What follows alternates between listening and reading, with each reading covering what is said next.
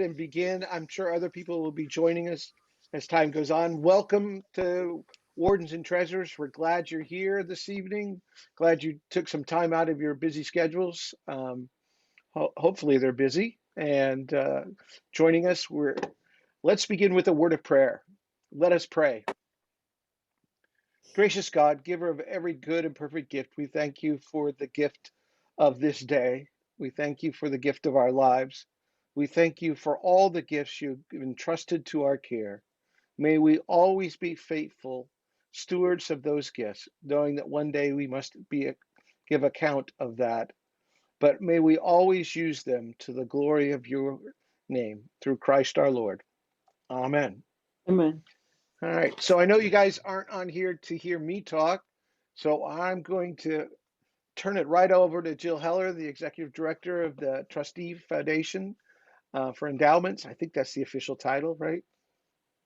Jill? Trustees of Funds and Endowments. Trustees of Funds and Endowments. So, and she'll tell you all that you need to know. So, Jill, take it away. All right, thank you, Kevin, and welcome everyone. I see a few familiar faces and a few new faces. My presentation tonight is going to be TFE 101. So I'm going to keep it at a real introductory level because I think we've probably got folks with different familiarities with our services. But I am throughout the talk going to have a chance for questions. So if you need me to ratchet it up or down a little, that would be a great time to ask those more complicated or more simple questions, and we can expand on things. And you can also put stuff in the chat, and Kevin will help me out in watching that.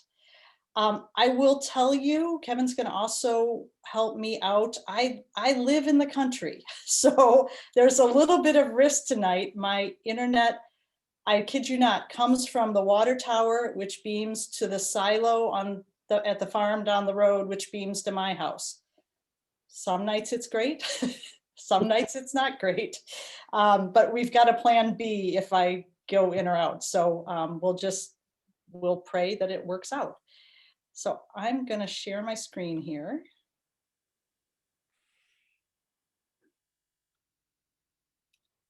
And then we're going to start a slideshow. Let's see. All right. Does that look okay to everybody? Thumbs up? Okay, Here we go. So here's our agenda for tonight. I'm going to start out by giving you a little bit of background on TFE, on our mission and our history. And then we're going to look at TFE's three primary services: the combined fund, the special brokerage account, and then our consulting services. And after each one of those, I'll stop and we'll take some questions. So let's start out with our history and our structure. TFE has really kind of a neat backstory. We go all the way back to 1848. And we were founded because back in the day, Wisconsin state law would not allow mission churches to hold their own property. So Trustees of Funds and Endowments was started to be the entity that would hold the physical property, the land and the buildings.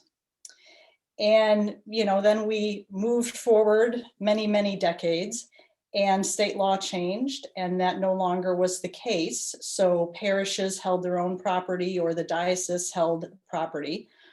And trustees really evolved into the entity that you know today. So in 1958, I believe it was, we started the combined fund, and we really became the investment arm of the diocese. So our history is such that, we've always been separate from the diocese, going way back to the beginning. And that is an important piece of who we are today. And it's something that is held very sacred in our history, that we are separate from the diocese. Now we do, however, because we serve the diocese, we retain the flavor and the mission of the work that the diocese and its parishes do. But technically we're separate. We have a board of trustees with 11 members. 6 are elected at diocesan convention, 3 are appointed by the current TFE board, and then the bishop and the diocesan treasurer serve with voice and vote. But again, those bishop and diocesan treasurer truly are a single vote, and that has been something that bishops in recent years have been have felt very important, that there is, if you will, a firewall between the daily operations and the daily finances of the diocese, and then the more long-term endowment focused funds that TFE manages. Trustees also has 2 part-time staff. I'm the executive director, and I serve about 15 hours a week, except for the busy season when it's a little bit more than that. And we also have a communications director in Gypsy Fleischman, and she does our newsletter that you may be getting. We're both Episcopalian. We both worship at parishes in the diocese, and have many other touch points with the diocese beyond just the work that we do with trustees. So our mission is to promote the enhancement of the financial futures of the diocese, its member parishes, and its organizations. So like the Haiti project, the Hospitality Center, all the, any of the outreach, St. Francis House organizations and such. So our sole purpose is to serve you all. We don't do anything outside of the diocese and the broader Episcopal community. We accomplish our mission through 3 services. The first is that we manage the combined fund. The second is that we assist with charitable gifts of stock. And then the third is that we provide plan giving and endowment building consulting services. So that's my first point to break. Any questions on TFE's history or governance structure? Do you have anything out there, Kevin, in the chat? Nope. All right, I'm going to move on. So our first service is the combined fund, and this is what most people think of when they think of TFE. So the combined fund is a common or pooled investment fund. So in many ways, it's easy to think about the combined fund sort of like a mutual fund. Technically, legally, it's not a mutual fund. That has a different definition for people who are really into the details of finance. But for folks who don't do finance every day, it's easiest, I think, for them to think of the combined fund as similar to a mutual fund that you might invest in with your retirement savings. So, you pool your money with many other people, you have a share in this bigger pot of money. So that's what the combined fund is. Parishes and the diocese, and then some of the related Episcopal entities come together, pool their money into this fund. The combined fund has 3 investment pools, so 3 subsets within the bigger fund. One is a long-term investment pool, a midterm, and a short-term. And then we also have a money market fund. We're going to talk about all of those as we go forward tonight. The total value of the combined fund right now is actually, it's a shade over 30 million. It has been a really good couple of years in the market. So we have grown quite a bit recently and are now at just over 30 million. We are served by professional advisors. First, we have an investment advisor. This is a company that helps us evaluate different investment holdings and then monitors those holdings for their fit and their performance to the parameters that we have specified. That company is called Anco Consulting, and John Mellinger is our relationship person there, and he's been with us for 21 years. He's really an important part of TFE. He's been with us from the very beginning almost, or at least of the modern time. When he started with us, we had much lower values, and he really gets what we do. He's been around long enough that he is very familiar with our account and our needs, and that's really an asset for us. Then we also have a custodian. Now, the custodian is the entity that does all the back office accounting for us. So they manage the deposits and withdrawals, and they also prepare the statements, the account statements that you get. That, for those of you who currently have funds with TFE, you know that we've just changed custodians. We were with Associated Bank, but they have recently gotten out of this line of business. And we are now with a company called TMI Trust. And they really have taken us to a whole nother level. They have more online capability and thus far have been a really good partner for us. Then finally, we are audited every year by Clifton Larson Allen, and you can always find a copy of our audit on TFE's website if you want to peruse that. Then finally, we have investment and endowment policies which guide the TFE board. These are policies that we reference very frequently to make sure that we stay true to the parameters that we've put on the fund. All right, so we talked about the combined fund having 3 pools. We're first going to talk about the long-term pool. And this is really the original combined fund. This is the one that goes way back. And when people say the combined fund, oftentimes they're talking about the long-term pool. So the long-term pool is intended primarily for endowment funds or really, really, really long-term investments. The asset allocation for this fund is over here, and I can't see it all because I've got your faces. There we go. This is the most aggressive fund. It is 63% invested in equities, 25% in fixed income, 10% in alternatives, and 2% in cash. So it's going to have the highest projected returns, but it's also going to have the highest volatility, more chances of high highs and low lows because it's got the largest equity holdings. But that's what we want for a long-term pool because we're in this for the long haul. The intent of this pool is, as I said, for endowments. So we want to protect the principal of the endowment. We want to provide annual growth so you all can get your distributions off the endowment. And we also want to have capital growth. We want to grow the value of the fund over time. There's a $5,000 minimum to start one of these funds in the long-term pool, and distributions are available from this pool. We'll talk about that a little bit more in the future.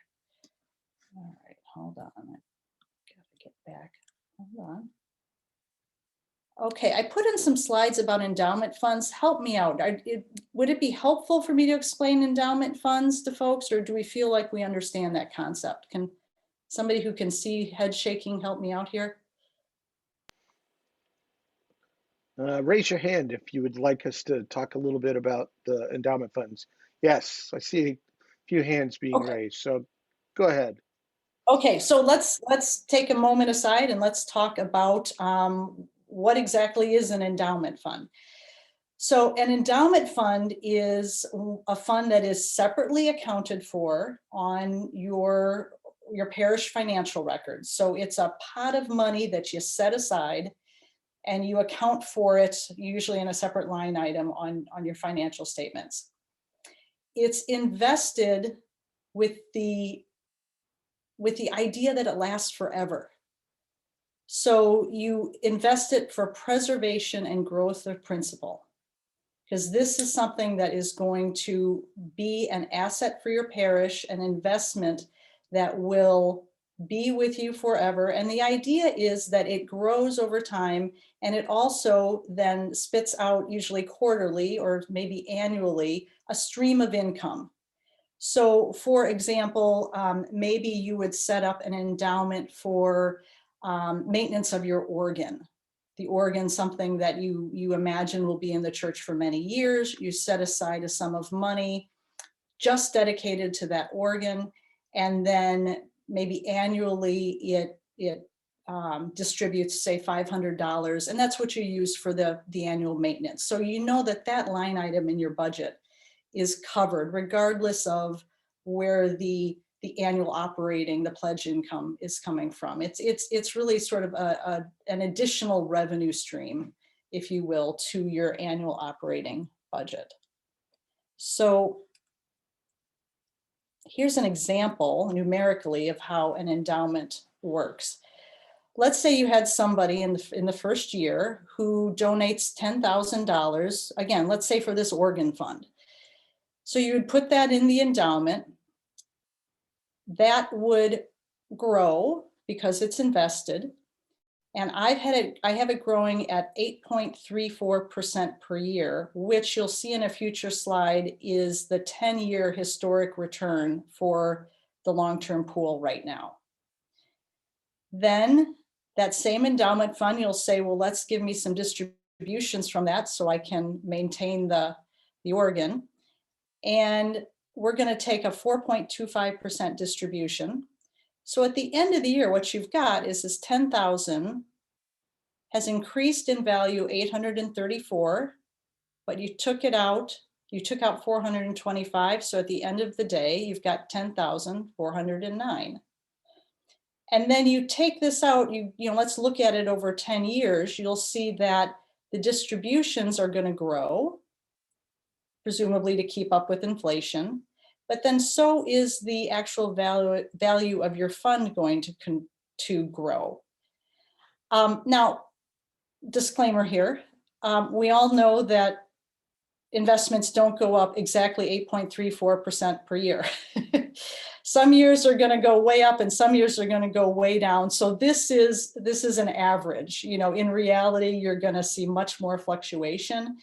But theoretically, this is how an endowment should work, is it should both the distributions and the actual principal value of the fund should grow over time to support whatever the purpose of that fund was. So maybe it's, I'm using organ as an example. It could be outreach. It could be just general operations of your fund. It could be, the Sunday school program. The sky's the limit on what you can set up for an endowment fund.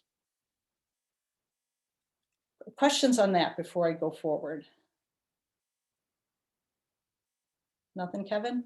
Okay. So let's talk a little bit about distribution options. So you remember we've got this stream of money that's coming out. So Trustees uses what we call the total return concept to calculate these distributions.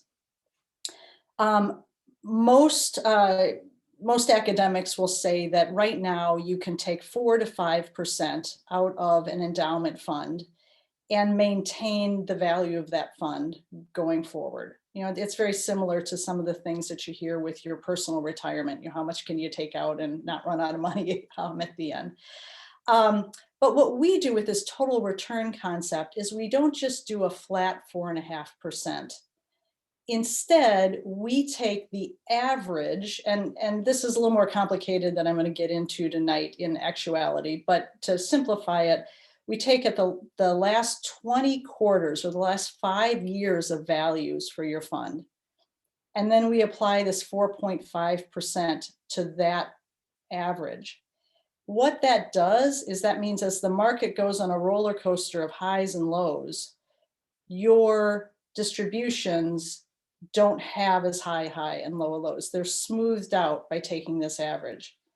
And that means they can be a more reliable source to you for whatever the purpose of the endowment was. It's not foolproof. There's still going to be some ups and downs, but they won't be quite as dramatic.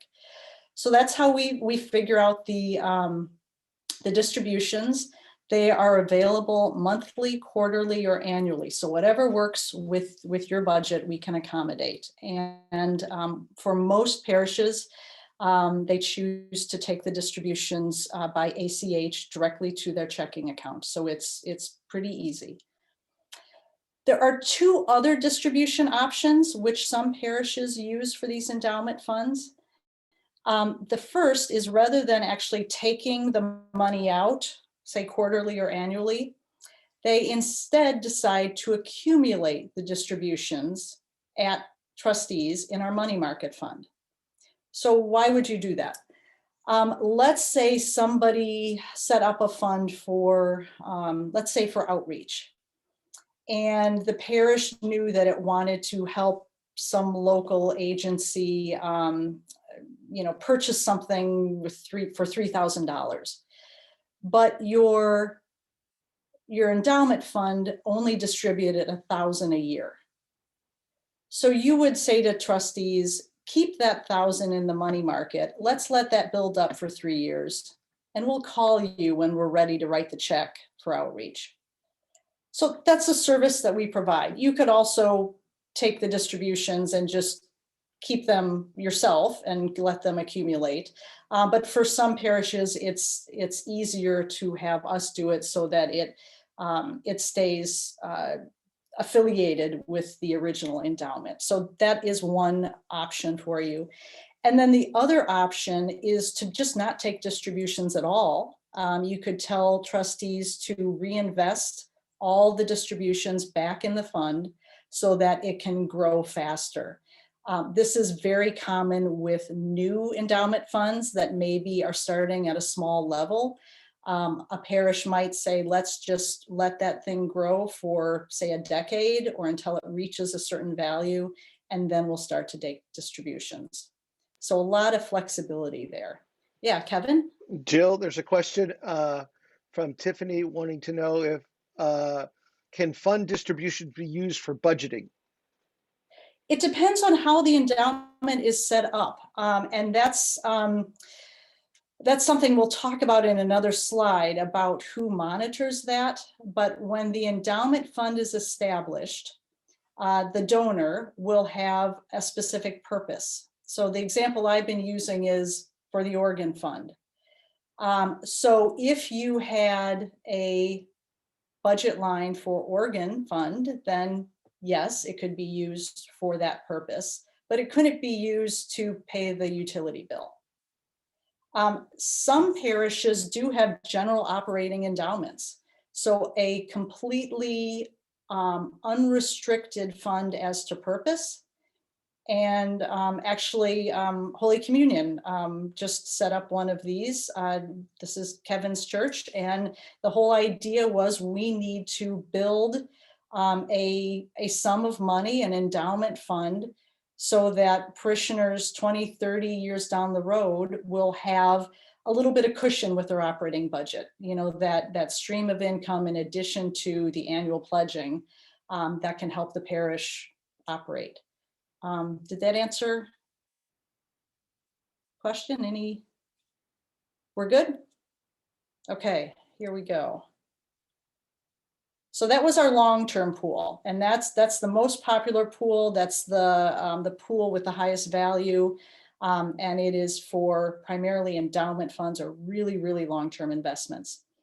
About 6 or 7 years ago, TFE realized that not every dollar that a parish might be interested in investing is for long-term endowed purposes. That there are shorter investment horizons that some parishes have for their investments. So we set up both a midterm and a short-term pool. The midterm pool is intended for investments of about 3 to 5 years. So this would be a perfect pool if you were having a capital campaign and pledges were coming in over a 3 to 5 year period, which is very typical for campaigns. You might put pledges into this midterm pool so that they would have some growth. However, this is a much safer, less volatile investment, if you will, than the long-term pool, in that it's invested 70% in fixed income and 30% in equities. So you're going to get some growth. There certainly still is a risk of loss with these. These are still, invested in the market, but the risk profile is dramatically lower than the long-term pool. The minimum to set up one of these, an account in the midterm pool, is $3,000. And for these, we don't do periodic distributions. These are really intended to be investments.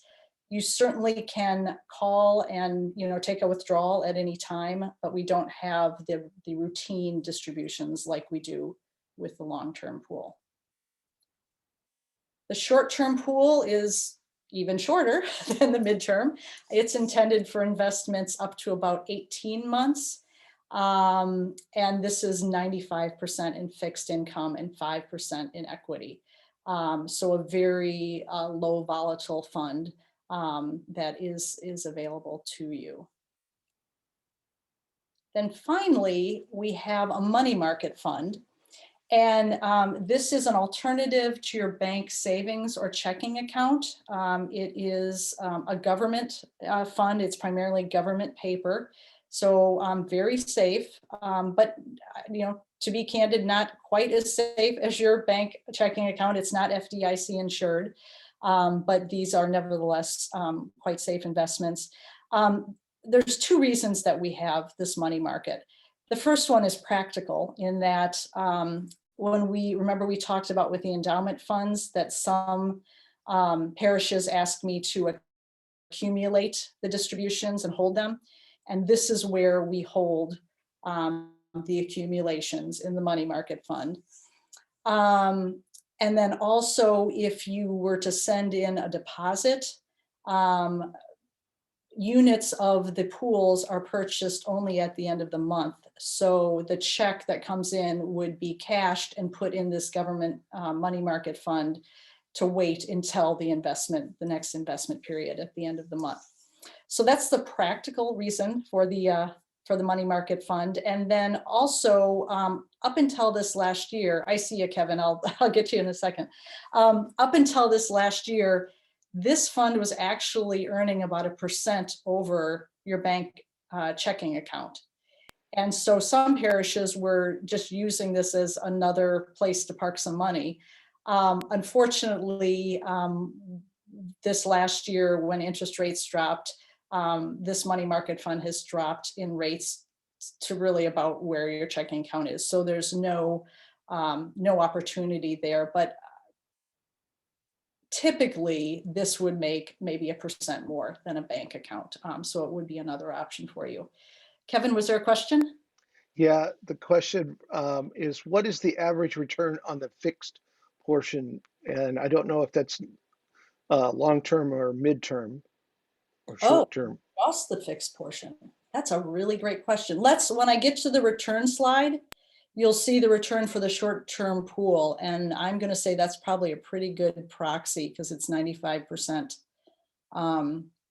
short-term. So we'll look at that in another couple of slides.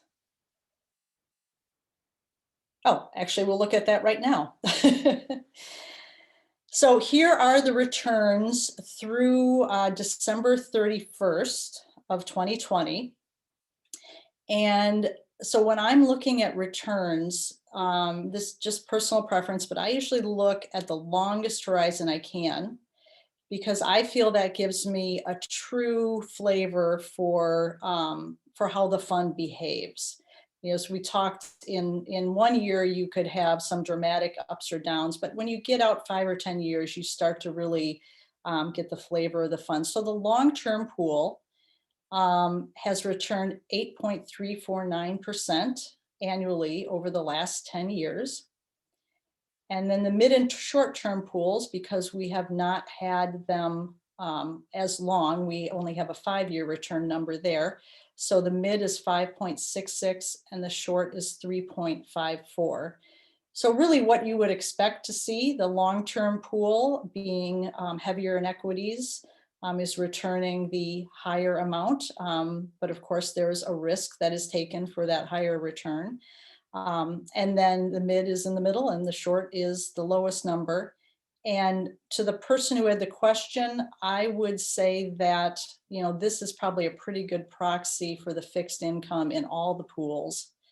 The holdings in the fixed income mirror each other in all 3 pools. It's just the percent that's held in each. So with this pool being 95% fixed, I think you probably are pretty close there. All right.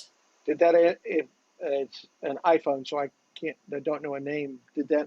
Hopefully that answered your question. If not, put another question in the chat. Thanks. Okay. combined fund ownership options. And this is something that frankly, I think a lot of people don't think about when they think of their combined fund holdings. But it's always a question I ask when we start a new fund, and maybe something for you all that have holdings to reflect on. And that is that there's two ways to invest in the combined fund. The first is for the parish to retain ownership of their fund. And the second is for the parish to delegate ownership to TFE and ask us to serve as trustee. And there's some real distinctions between these two. So when the parish retains the ownership of the fund, they retain all the responsibility for the fund oversight and operation. So the trustees really just becomes an investment vehicle for them. Their governing body, whether it's their vestry or their finance or endowment committee, whatever entity at the parish oversees these things, is responsible for evaluating whether this is a good fit for their purpose, for making sure the distributions are used properly. The trustees is truly no different than if that same body, you say the vestry, were to go to Vanguard or to your local bank and say, we want to invest our money. So this type of ownership retains the maximum flexibility for future parish leadership. The vestry 10 years from now could say, we really are not happy with trustees, and we really think Joe down the street at Edward Jones has a slick product. And so they can move the money over to Edward Jones, or they can change the purpose of it, or whatever they desire. Some parishes, however, don't want that responsibility, or some donors don't wish to instill that responsibility in parish leadership. So they ask trustees to serve as the trustee of the endowment fund. And with that trusteeship, TFE takes on additional fiduciary responsibilities in that we monitor the purpose of the fund that it was set up for. We monitor the distributions in a more active way. And it's our responsibility to make sure that the funds are used for the purpose the endowment is intended for. So obviously this gives the parish less oversight, less flexibility, but for some donors there is comfort in knowing that there will be an additional entity that's watching the direction of the fund. So no right answer there, just two different ways that funds can be set up. So let's, I think this is my final slide. Yep, my final slide on the combined fund. Let me summarize by talking about the benefits of investing in the combined fund. The first is just consistent professional investment management. You know, we talked about the entities that TFE engages in, the investment advisor, in the custodian, in the auditor, really high level investment management guidance. And in addition, a staff and a board that are solely focused on fund oversight. You know, certainly there are many vestries and finance committees that may have some of these same skills and may elect to self-manage some of their parish investments. But I know many vestries over time find themselves having so many things that they have to concentrate on, you know, whether that's, you know, building and grounds upkeep, or, you know, what the Sunday school program is going to be, or calling the next clergy. You know, there's so many things on your plate as a vestry that I think the reality is oftentimes the investments and the endowments become an afterthought. And so one of the advantages in engaging TFE is that, you know, that's all we do. We also have economies of scale with 30 million in our investment fund that gives us access to professional advisors and also to investment opportunities that at the parish level oftentimes it is not possible to obtain. And then we also have consistencies in policies and governance. Again, we are governed by policies that are really at the forefront of our work.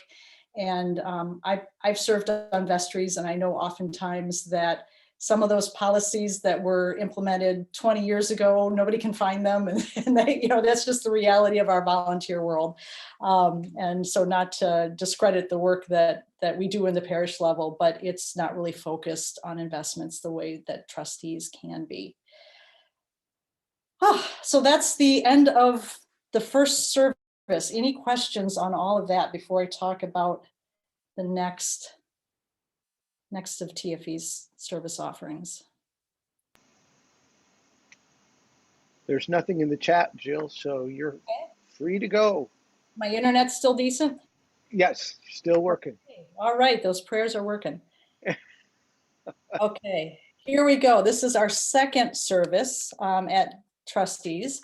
At TFE, we offer a special brokerage account, and this is established to assist parishes in accepting charitable gifts of stock. So let me take a step back and answer the question of why anybody would want to give stock. And there is really a tax advantage to folks who hold long-term appreciated stock. And so that's really an important, these two words here that or three words that I've put in green and blue. So the stock has to be held long-term for this to be a benefit, meaning more than 1 year. And it also has to have appreciated. So it has to be higher in value when you give stock than when you bought it. And it also has to be stock you hold in an individual account, not in a retirement account.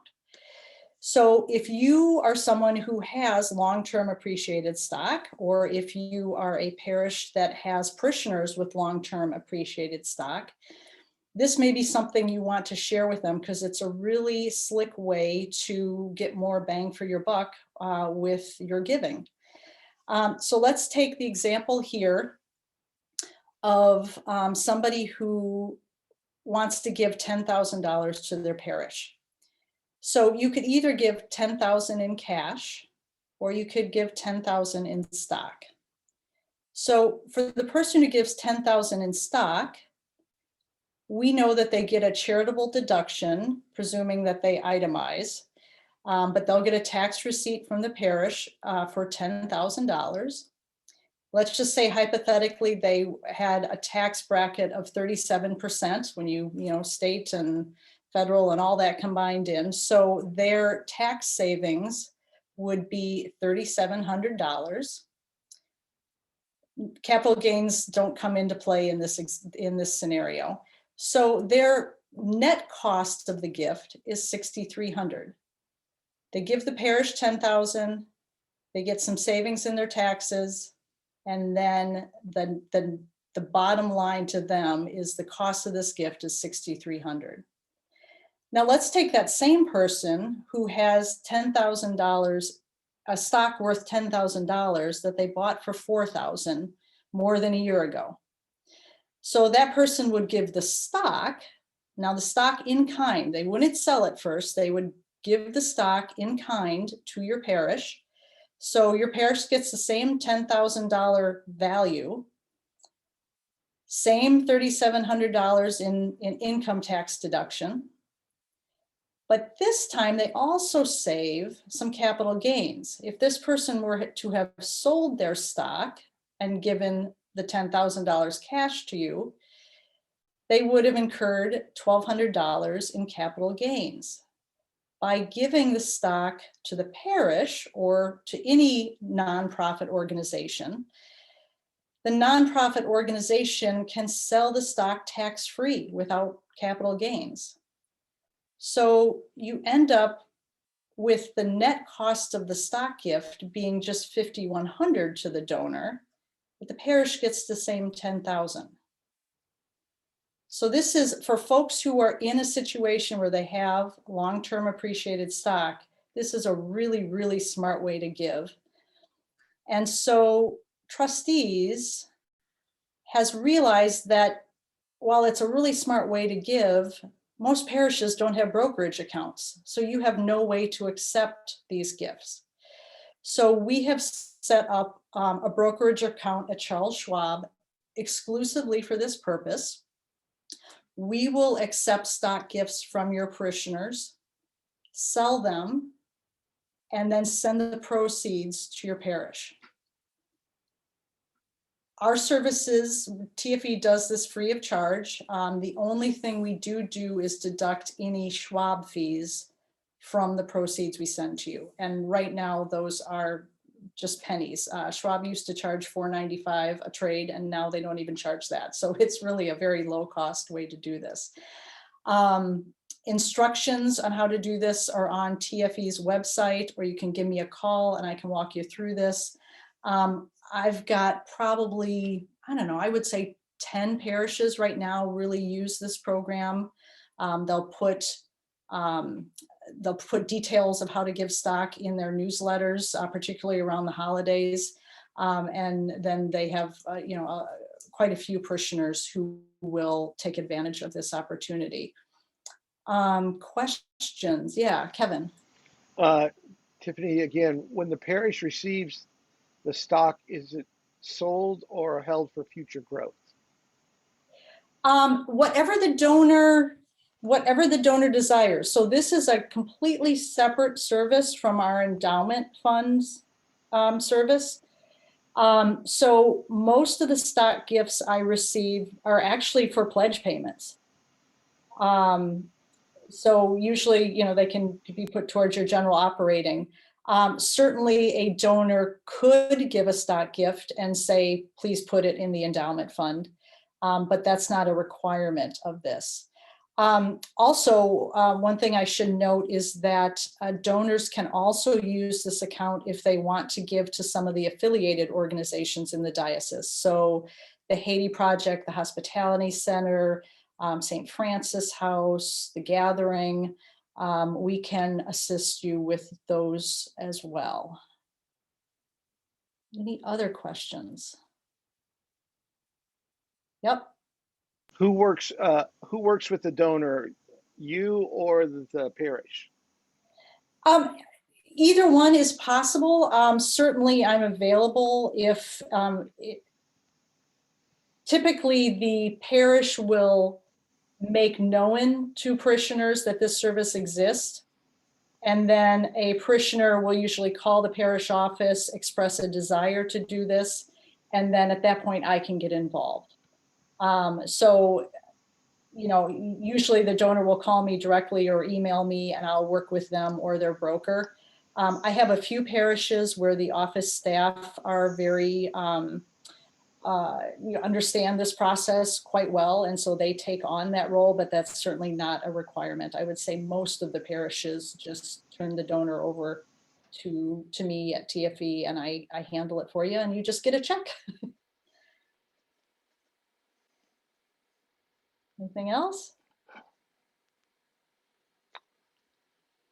Nope, you're good to go.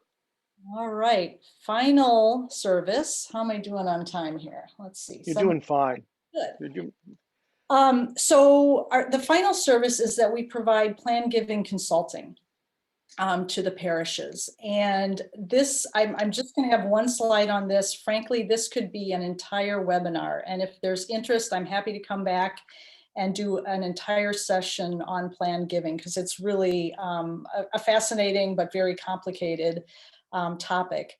But so just briefly, when people think about plan gifts, what they usually think of are end of life gifts. So bequest in a will or a trust.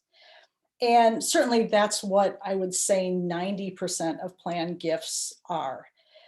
There are some other techniques that are considered plan giving that are advantageous to higher network folks that have some real tax advantages, some charitable trust scenarios. And so if you've got folks who are interested in that really high level, of plan giving, I can certainly chat with them. They probably have advisors that are also helping them. So really, the work that I do with the parishes is more um, walking with them and coaching them on talking to parishioners about bequest, about end of life gifts. So either the bequest in a will or a trust, or there's, you see over on the tree here, there's a few other options. Some people will give through their IRAs. That's a really easy way to give to a parish at death. Some will put a payable on death designation on a bank account. Sometimes people will give through their insurance policy. There's all sorts of opportunities. And so if your parish is interested in doing a plan giving program, I'm happy to walk alongside you. I will say that really good plan giving programs have deep parish involvement. I can be your technical resource. But if you think about when people do their estate planning, do their wills, what they usually give to is family. And so a good plan giving program embraces the potential donor as family, and as it should in a parish. We are a church family. So I think to have conversations at the parish level about remembering your church family and your will is something that we need to talk about more than we do. I will leave with one thought about plan giving, because I oftentimes find that people say, well, that's not for me, I'm not wealthy, or our parish doesn't have really high net worth folks, and so this doesn't make sense for us to talk about. So I spent the first part of my career working at Marquette University in plan giving. And the beauty of that is you get to see some really generous people. And more often than not, the people that gave were folks that you never would have guessed would have given or had the capacity that they did. And if you think about it, if you take someone in, somebody living in a relatively modest home in Wisconsin, say somebody with a home of $100,000 that is paid off, someone who has a little bit of retirement money, a little bit of insurance policy, and and this is a big piece of it, someone who does not have end of life medical expenses. That is, of course, the thing that for many folks becomes a burden. But if that is avoided, many folks that we think of as, your average person next door, if the house is paid off and they have a few of those other things, could end up passing with a couple $100,000 of net worth. And if that person simply tithed through their will, that 10% would be, say, 20,000 to the church. That is a fabulous start to an endowment fund. So I encourage you to have those conversations with your parish, because it's really, and it really can be a blessing when folks remember a parish in their estate plan. And I don't think we talk about that maybe as much as we could. So final stuff here. Actually, any questions on plan giving, maybe before I move on? No, but can I chime in, Jill, and say that I think every parish should be doing a plan giving kind of push, because everybody else out there is doing it. NPR, the universities, the schools their kids went to, SPCA, whatever it is, they're all trying to get plan giving. And so we need to jump on the bandwagon too. Yep. And there's a great story about a woman who gave a significant amount of money to a university, and the priest went to her and said, "Why didn't you think about the church?" And she said, "Because you didn't ask."